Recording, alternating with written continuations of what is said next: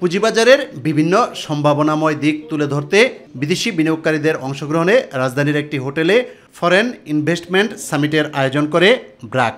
I'm sure you've come with expectations about opportunities in Bangladesh market.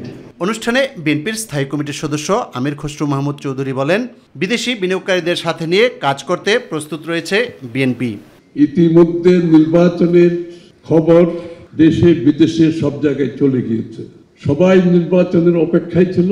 যেহেতু নির্বাচনের খবর ছড়িয়ে পড়েছে, দেশের মধ্যে উদ্যোক্তারা প্রস্তুতি নিচ্ছে, দেশের বাইরের উদ্যোক্তারা প্রস্তুতি নিচ্ছে, যার ফল আজকে আমরা এখানে দেখতে পাচ্ছি। আজকে বিশাল একটা ডেলিগেশন জাপান থেকে আসছে বাংলাদেশে বিনিয়োগ করার উদ্দেশ্যে। সুতরাং দেশে বিদেশের সব বিনিয়োগকারীদের সাথে নিয়ে আগামী দিনের বাংলাদেশের জনগণের যে প্রত্যাশা জেগেছে সেটা পূরণ করার জন্য প্রস্তুত।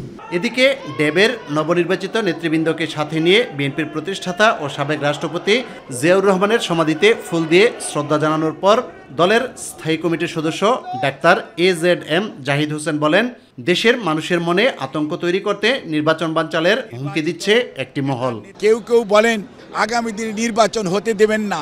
মনে হচ্ছে সেই স্বৈরাচারের যে আচরণ ছিল, স্বৈরাচারের যে কথা ছিল, সেই ধরনের কথার পদধ্বনি আমরা শুনতে পাই। আমি আহ্বান জানাবো, আপনাদের কর্মসূচি নিয়ে মাঠে থাকেন, ধমক দিয়ে থামিয়ে রাখা যাবে না নির্বাচনী অভিযাত্রাকে। অপরদিকে গুলশানে বিএনপি চেয়ারপারসনের রাজনৈতিক কার্যালয়ে সংবাদ সম্মেলনে দলের সিনিয়র যুগ্ম মহাসচিব রুহুল কবির রিজভী আহমেদ বলেন, জটিলতা সৃষ্টি করতে আনুপাতিক পদ্ধতিতে নির্বাচনের কথা বলছে কতিপয় রাজনৈতিক দল। গণতন্ত্রের চর্চা যদি প্রলম্বিত হতে থাকে তাহলে লাভ কার?